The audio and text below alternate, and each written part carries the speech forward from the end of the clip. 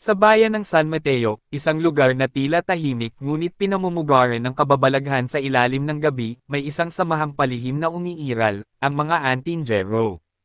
Sila ang mga tagapangalaga ng katahimikan, tagapagtanggol ng mga inosente laban sa nilalang ng dilim, mga aswang, sigbin, manananggal, at iba pang halimaw na nagtatago sa balat ng tao.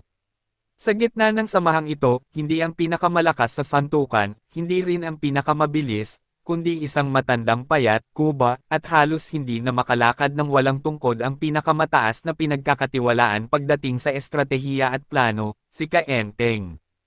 Ayos na ba ang bilog ng asin sa paligid ng simbahan, Berto?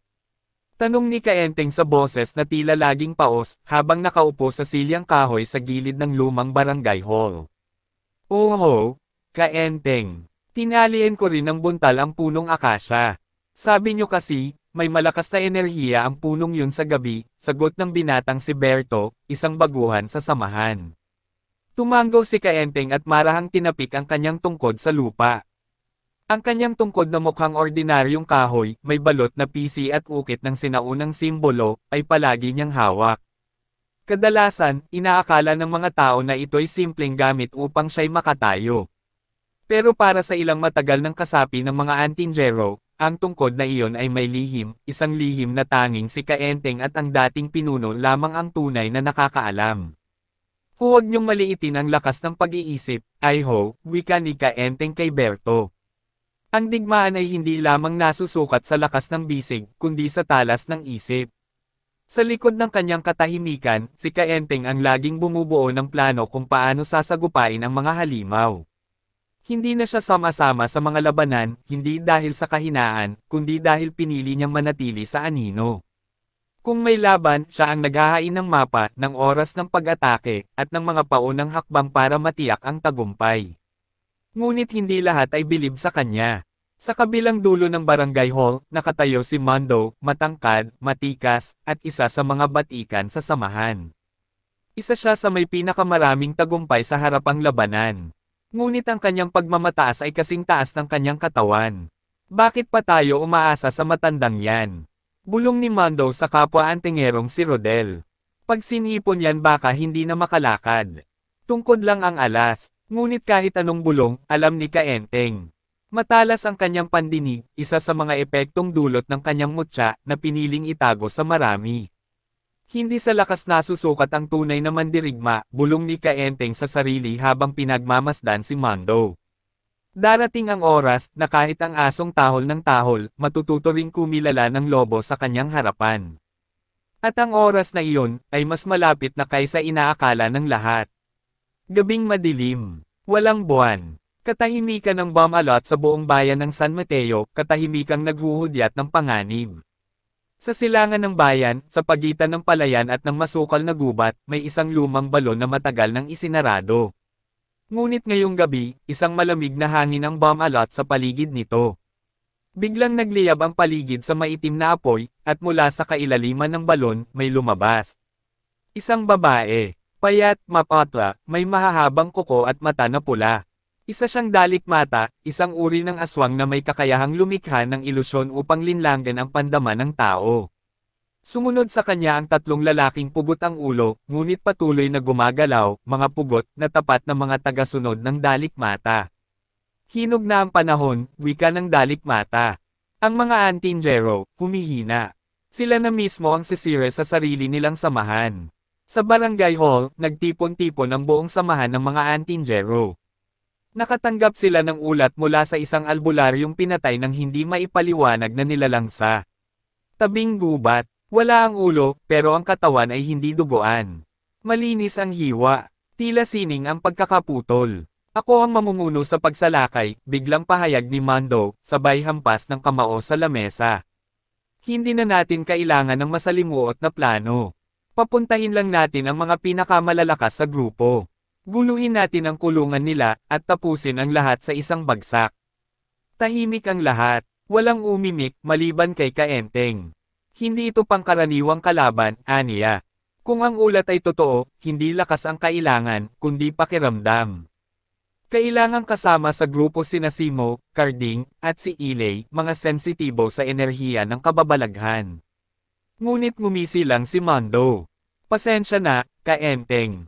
Pero ang payo ng isang matandang hindi na makatayo ng walang tungkod ay hindi ko kailangang sundin. Sa panahon ngayon, bilis at lakas ang kailangan, hindi kwento at bulong. Bumangon si Kaenteng mula sa pagkakaupo. Napansin ng lahat ang bahagyang panginginig ng kanyang tuhod, ngunit pinanatili niya ang tindig.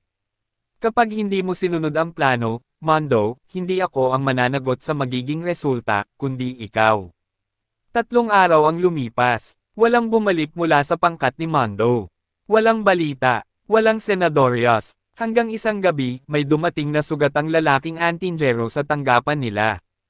Kaenteng, wala na sila, bulong ng lalaki bago tuluyang malagutan ng hininga. Binaligtad kami ng dalikmata, akala namin, naroon sila, pero, hindi pala.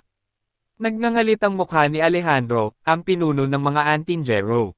Nilabag mo ang utos ng tagaplano, singgal niya kay Mondo ng sumunod na araw, nang ang huli lumitaw, duguan ngunit buhay. Dahil sa'yo, 5 kasama natin ang nawala. Bakit ko susundin ang isang matandang hindi na makatakbo? Isang alamat na lang si Kaenteng. Sigaw ni Mondo. Tahimik si Kaenteng. Tila kalmado pa rin. Pero sa ilalim ng kanyang maputlang mukha, may gumuguhong apoy ng galit. Doon na bumaba si Calando, ang pinuno ng kanilang konseho. May dalang pahayag. Kaenteng, ikaw na ang mamumuno sa susunod na laban. Ikaw na ang sasabak sa misyon. Napatigil ang lahat. Calando, hindi yan tama, sabat ni Mondo.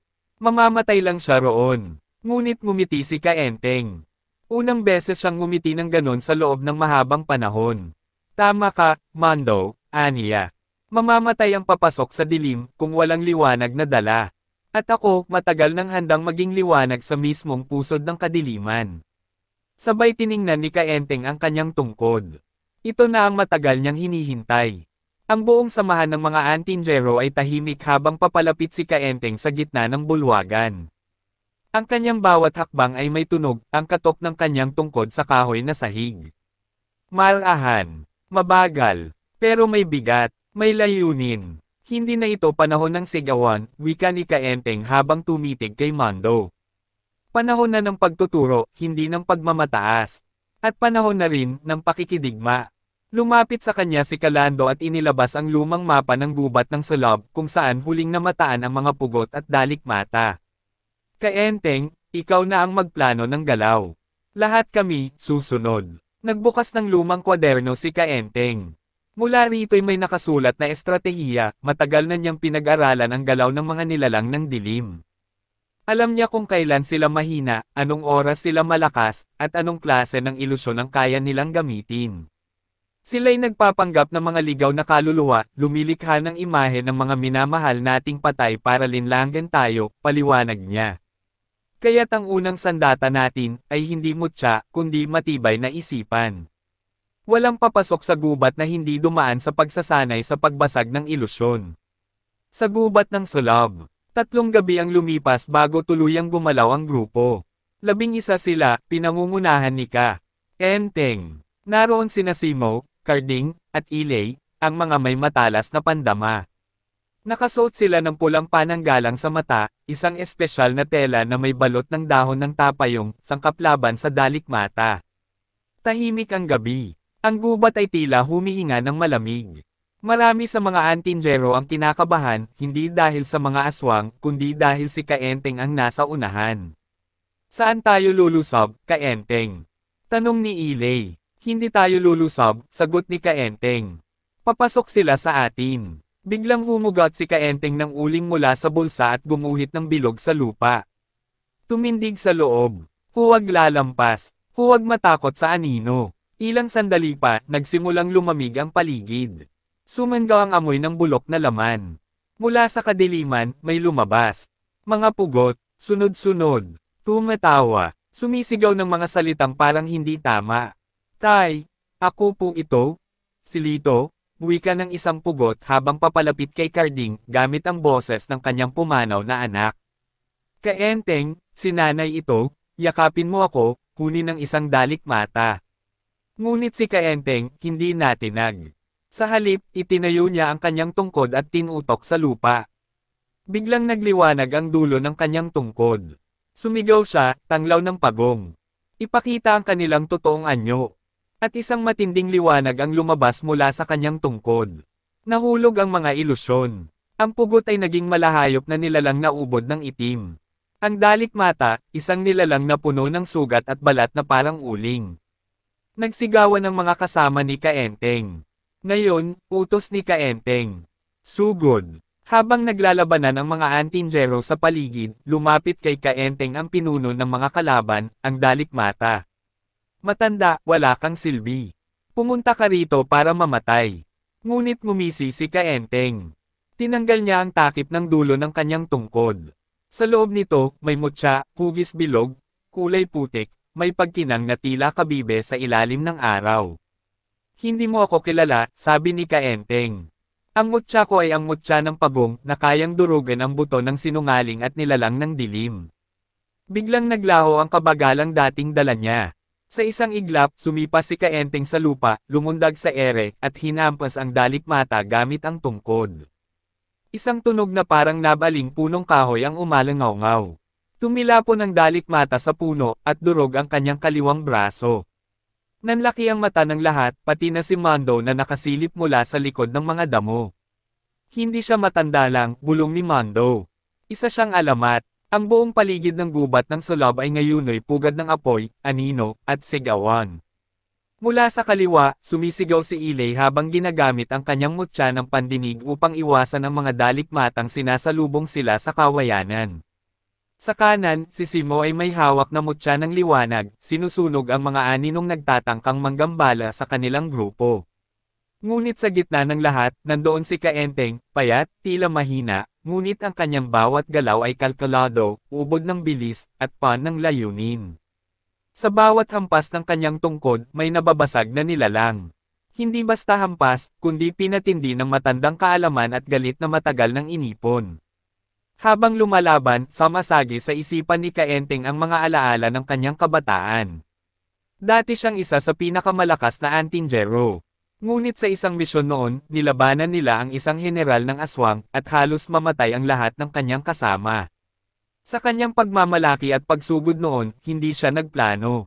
At doon niya naintindihan, hindi lakas ang tatalo sa mga kalaban, kundi diskarte. Mula noon, iniwan niya ang harapang pakikipaglaban. Pinili niyang maging utak, tinago ang kanyang tunay na kakayahan. At isinumpang hinding-hindi na mauulit ang pagkakamaling iyon. Ngunit ngayong gabi ay bumalik siya sa entablado ng digmaan. At ngayong gabi, babawi. Siya, Carding. Sigaw ni Kaenteng habang nilalapitan ito ng tatlong aswang na may sungay at mapupulang mata. Ibagsak mo ang bato sa kaliwa mo, hindi ang sa kanan.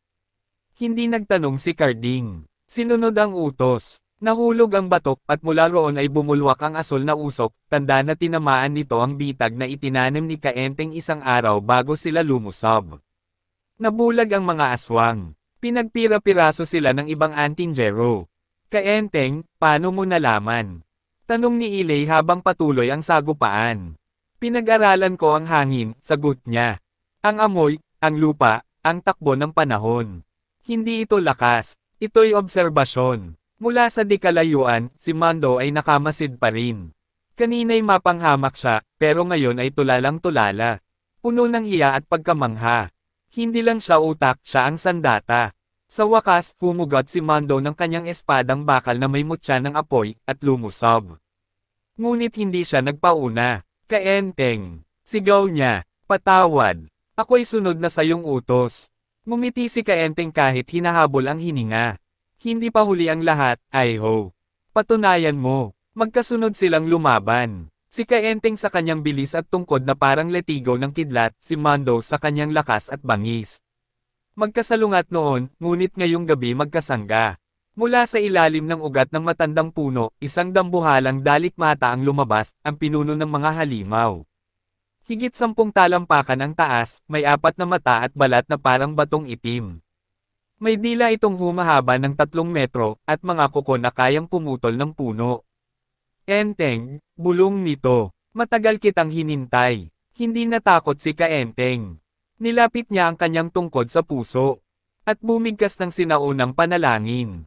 Pumutya ng pagong, tagapagbantay ng panahon, ilabas mo ang galit ng 1000 taon. Sumilab ang liwanag sa tungkod niya, kulay kahel at asol. Sa isang iglap, lumundag siya, umiikot sa ere, at isinaksak ang tungkod sa dibdib ng halimaw. Isang malakas na liwanag ang pumutok. Nayanig ang lupa, nagliyab ang mga ugat ng puno. At nang hamupa ang alikabok, wala nang dalikmata. Wala ring halimaw. Tahimik ang gubat. Bumalik ang samahan sa baryo. Bitbit ang sugat, ang pagod, at ang tagumpay. Ngunit higit sa lahat, bitbit ang bagong paggalang kay Kaenteng. Sa gitna ng plaza, lumapit si Calando.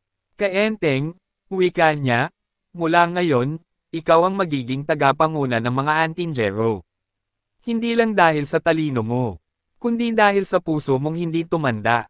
Tumanggaw si Kaenteng. Sa susunod, hindi ko na kailangang magtago. Matapos ang laban sa gubat ng Sulab, isang katahimikan ang bumalot sa buong samahan ng mga Antinjero. Sa unang pagkakataon matapos ang maraming taon, walang aswang na lumalapit sa mga hangganan ng bayan. Worry na balot ang paligid ng takot sa muling pagbabalik ng isang matandang pinuno na matagal nang nagpigil ng kanyang tunay na kakayahan. Sa harap ng dambana ng mga mutya, nakatayo si Kaenteng. Nakapalibot sa kanya sina Calando, Mondo, Ile, Carding, at ang natitirang mga Antinjero. Ang dati binabaliwala, ngayon tinitingala. Ngayong gabi, anunsyo ni Calando, ipinapasa ko ang pamumuno sa ating samahan kay Kaenteng. Hindi lang dahil sa kanyang husay sa laban, kundi dahil sa kanyang lalim, disiplina, at malasakit sa bawat isa sa atin. Nagpalakpakan ang lahat. Si Mondo, na ngayon nakayuko sa hiya at paggalang, ay lumapit kay Kaenteng at lumuhod. Patawad po, hindi ko nakita ang kabuuan ng inyong lakas, at niyurakan ko pa ang dangal ninyo. Pero sa laban, ako ang tinuruan ninyong tunay na lumaban, hindi lang sa lakas, kundi sa puso at isip. Pinatayo siya ni Kaenteng at itinapat ang kanyang tungkod sa balikat ni Mondo, parang binibinyagan sa isang bagong paninindigan. Ang pagkakamali ay daan sa paggaling, Mondo. Ang mahalaga, marunong tayong huminto at matuto. Iyan ang tunay na lakas. Kinabukasan, nagtipon muli ang buong samahan sa balay ng Kalasag, isang lihim na gusali sa ilalim ng lupa kung saan itinatago ang pinakamatitinding mutya ng bayan. Doon ay isinalaysay ni Kaenteng ang bagong landas ng samahan. Panahon na upang baguhin natin ang estratehiya. Hindi na sapat ang umaasa tayo sa lakas lamang. Kailangan nating magsanay sa taktika, pagmamasid, at pakikipag-ugnayan sa mga nilalang na matagal na nating hindi kinikilala, ang mga engkanto, diwata, at mga alagad ng liwanag. Paanong pakikipag-ugnayan? Tanong ni Ile. Tama ang narinig mo, sagot ni Kaenteng. Hindi lahat ng nilalang ay kaaway. May mga aswang na laban din sa kanilang uri. May mga engkanto sa gubat na nais ding mapanatili ang balanse. Kailangan natin ng alyansa. Nagulat ang karamihan. Ngunit hindi na sila tumutol. Mula sa ipinakita ni Kaenteng, natutunan nilang ang pagbabago ay hindi kahinaan, ito ay panibagong lakas. Sa isang pribadong pag-uusap, kinausap ni Calando si Kaenteng habang nakatanaw sa ilog ng mapaniil. Enteng, ani Calando, ilang taon mo nang hawak ang tungkod na iyan? Totoo bang sa mutya lang nito nanggagaling ang iyong lakas? Tahimik si Kaenteng sandali. Pagkatapos ay ngumiti, hindi lang sa mutya, Lando. Sa dami ng taon ng pagmamasid, pagsasaulo ng galaw ng kaaway, at pagbibilang ng pulso ng lupa, nasanay na ang katawan ko. Ang tungkod, oo, mutya ng pagong ito, mabagal sa paningin, pero kapag umatake, wasak ang loob ng kalaban. Pero ang tunay na sandata ko. Tinuro niya ang kanyang ulo. Ito, sa huling bahagi ng kabanata, isang ibon ang dumapo sa bintana ng balay ng Kalasag. May kagat itong balumbon ng dahon. Binasa ni Kaenteng. May mga sinaunang simbolo ng mga engkanto, at isang babala. Ang simboryo ng dilim ay nagising na. Hindi lang mga aswang ang darating. Kailangan ninyong pumili, makipag-alyansa o tuluyang mabura. Tumingin si Kaenteng sa silangan. Ang langit ay tila nagbabanta. Alam niyang ito'y simula pa lamang. Ang mapula-pulang liwanag sa silangan ay tila hindi dulot ng araw kundi ng nagbabadyang panganib. Sa loob ng balay ng Kalasag, binasa muli ni Kaenteng ang mensaheng dala ng ibon. Ang mga simbolo ay sinaunang titik ng mga engkanto, matagal nang hindi nabubuksan. Ngunit sa kanyang mga taon ng pag-aaral, kabisado niya ang kahulugan ng bawat kurba at tuldok. Nagising na ang simboryo ng dilim. Isa itong tagungkulungan ng mga halimaw na inilimbag ng mga diwata libong taon na ang nakalipas. Ngunit ang kulungan ay nabiyak. Muli silang malaya. At ngayon, papalapit na sila. Tinipon ni Kaenteng ang mga pinakakilalang antinjero sa bayan, sina Calando, Mondo, Ilay, Carding, at Dimas. Pinag-usapan nila ang nilalaman ng mensahe at ang kahihinatnan kung hindi sila kikilos agad. Hindi lang ito mga aswang, paliwanag ni Kaenteng. Ito ang mga nilalang na tinatawag sa sinaunang pangalan bilang mga alingawngaw ng kadiliman. Mga halimaw na nabubuhay sa kasinungalingan, takot, at kasakiman ng tao. Hindi sila namamatay sa mutya. Hindi rin sila tinatabla ng karaniwang armas. Paanong lalabanan iyon? Tanong ni Carding, napalunok. Kailangan natin ng panibagong alyansa, sagot ni Kaenteng. Kailangan natin ng tulong ng mga diwata. Kinabukasan, kasama ang piling apat, Mondo, Ilay, Dimas, at Carding, tumungo si Kaenteng sa gubat ng payapa, ang sagradong kagubatan na tahanan ng mga engkanto. Ipinagbawal na ito noon pa man, sino mang pumapasok ng walang pahintulot ay hindi na lumalabas. Ngunit sa pagdating nila sa gilid ng gubat, hinawi ni Kaenteng ang mga damo gamit ang kanyang tungkod, at bumukas ang isang landas ng liwanag. Tahimik na sumunod ang mga kasama. Maging si Mondo ay hindi makapaniwala sa anong kayang gawin ng kanyang dating hinamak na matanda. Sa loob ng gubat, isang liwanag ang bumaba mula sa mga sanga. Lumitaw ang isang nilalang na may mahahabang buhok, balat na tila kumikislap sa pilak, at mga matang kulay hiyas. Ako si Dayang Silanag, diwata ng panimbang. Ano ang pakay ninyo, Kaenteng? Yumuko si Kaenteng bilang paggalang. Dayang Silanag, muling nagising ang simboryo ng dilim. Hinihiling ko ang tulong ng iyong lahi. Napakurap si Dayang Silanag. Kung totoo nga ito, nangangahulugan lang na may nagtangkang gisingin si Lakan Itim, ang pinuno ng mga alingawngaw. Siya ang unang nilalang ng kadiliman. Hindi pa siya tuluyang napatay noon. Ikinulong lamang siya. Paano siya napalaya? Tanong ni Ilay. Marahil, may tao sa inyong mundo ang nakipagkasundo sa kanya. Doon napaisip si Kaenteng. May anino sa kanyang alaala, isang dating antingerong pinatalsik sa samahan noon pa. Isang mapusok at maitim ang kalooban, si Kauro. Nagpakita ang mga diwata ng isang bulaway ng tubig. Sa pagsilip nila roon, nakita nila ang isang imahe, isang malaking simboryo na napaliligiran ng apoy at bangkay ng mga hayop. At mula sa gitna, may aninong lumalabas, mabagal ngunit matatag, dala ang tinig na kayang baliin ang diwa ng sinuman. Darating siya sa susunod na kabilugan ng buwan, sabi ni Dayang Silanag. At kung hindi ninyo siya mapipigil bago tuluyang sumanib sa katawan ng tao, wala nang makapipigil sa kanya. Pagbalik nila sa balay ng kalasag, agad ipinatawag ni Kaenteng ang buong samahan. Inilatag niya ang plano, magtatayo sila ng 3 bantay na bilog sa palibot ng bayan gamit ang pinagsanib na mutya ng tao at diwata. Ang mga engkanto ay magsisilbing tagapangalaga ng espiritu, habang ang mga antinjero ay tagapagtanggol ng laman. At ikaw, Kaenteng? Tanong ni Calando, ano ang papel mo sa laban? Pangungunahan ko ang unang bagzo, sagot ng matanda. Ako ang Pain. Ako ang aakit kay Lakan Itim palabas. At kapag lumabas siya, doon tayo aatake. Nagulat ang lahat, ngunit walang tumutol. Si Kaenteng na, ang dating pinagtatawanan, ang ngayoy tinuturing nilang huling alas. Ang hangin sa kabundukan ng Sulab ay biglang nanlamig. Ang mga ibon ay lumipad paalis, at ang mga alagang hayop sa kabayanan ay nagsimulang magingay sa takot. Sa ilalim ng isang kuweba sa paanan ng bundok, unti-unting bumukas ang pader ng bato, at lumitaw ang isang anino, mahaba, baluktot, tila gawa sa usok na may pulang apoy sa loob. Si Kauro, dating antinjero na pinatalsik sa samahan dahil sa paggamit ng bawal na itim na mutya, ay nakatayo sa harap ng bukas na kuweba. Sa kanyang harapan, dahan-daang lumilitaw ang buong anyo ng nilalang mula sa madilim na kulungan, si Lakan Itim, ang unang anak ng dilim. Matagal akong naghintay, bulong ni Lakan Itim. At sa wakas, isang hanggal na gaya mo ang nagpalaya sa akin.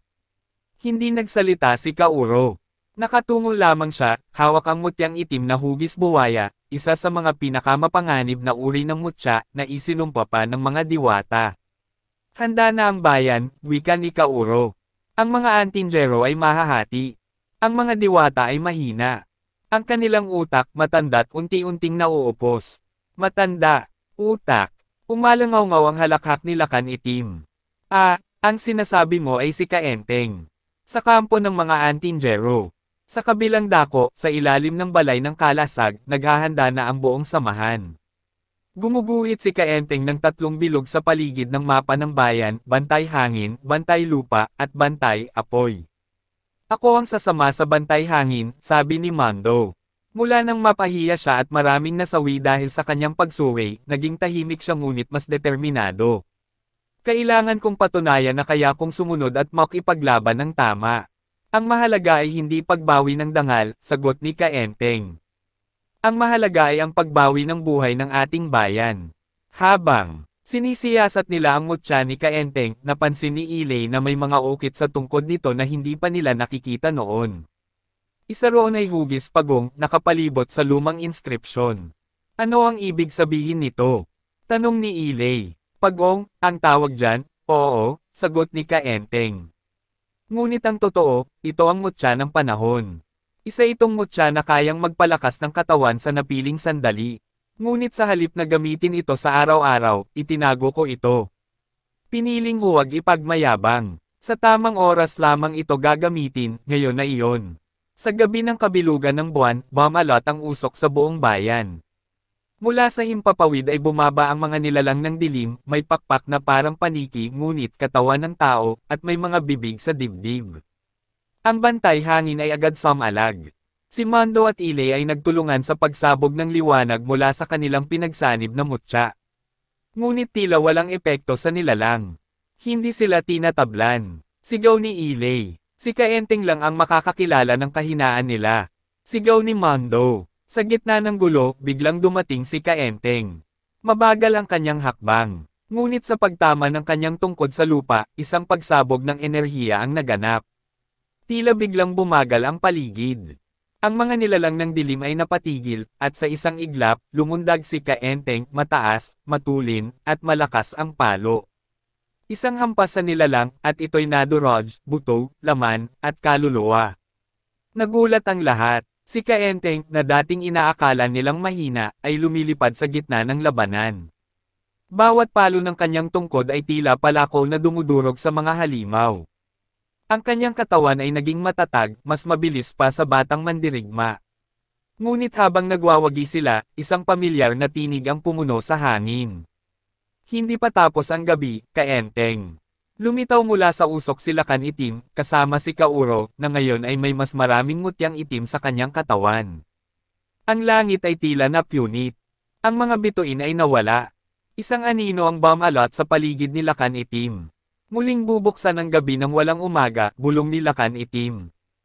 Ang hangin ay nanlalamig. Ang lupa ay kumakabog. Sa gitna ng dilim at usok, ang pagkakaharap ni Kaenteng at Lakan Itim ay tila isang kwento ng matandang alamat na muling nabuhay sa kasalukuyan.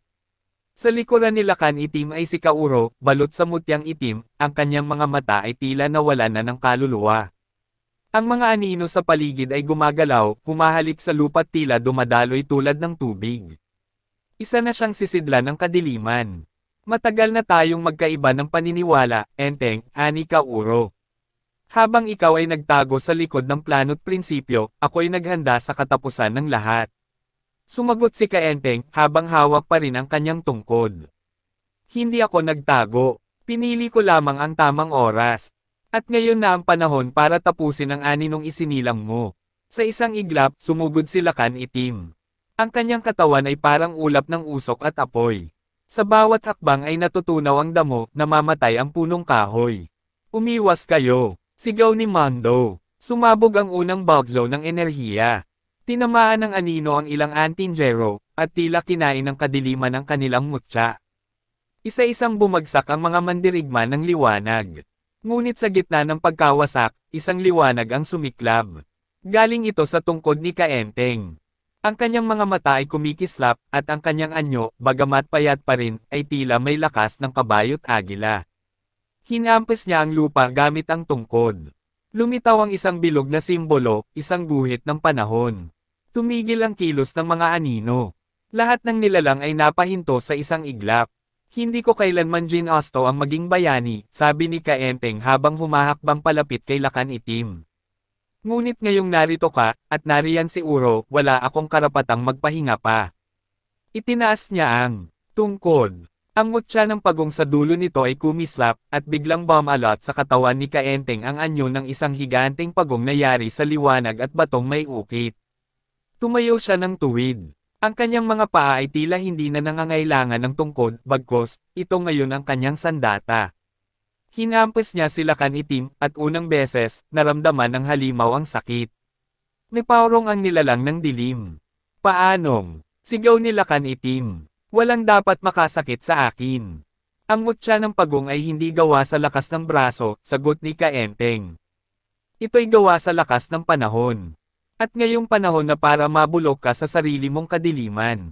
Habang nakikipaglaban si Kaenteng, si Ile at Mando ay muling bumangon. Nakita nilang nabasag na ang anino ni Kauro. Ile, sigaw ni Mando. Kung kailan siya nanghihina, ito ang pagkakataon. Pinagsanib nila ang kanilang mga mutya ng liwanag at mutya ng pandinig. Sa kanilang pagkakaisa, nilikha nila ang sibat ng sinag, isang sandatang yari sa purong liwanag at ingay ng kalikasan. Inilunsad nila ito kay Kauro, at sa isang sigaw ng paghihirap, tuluyang nabasag ang kanyang mga mutya. Bumagsak si Kauro, muling naging tao, luhaan, at binawi ng sarili niyang konsensya.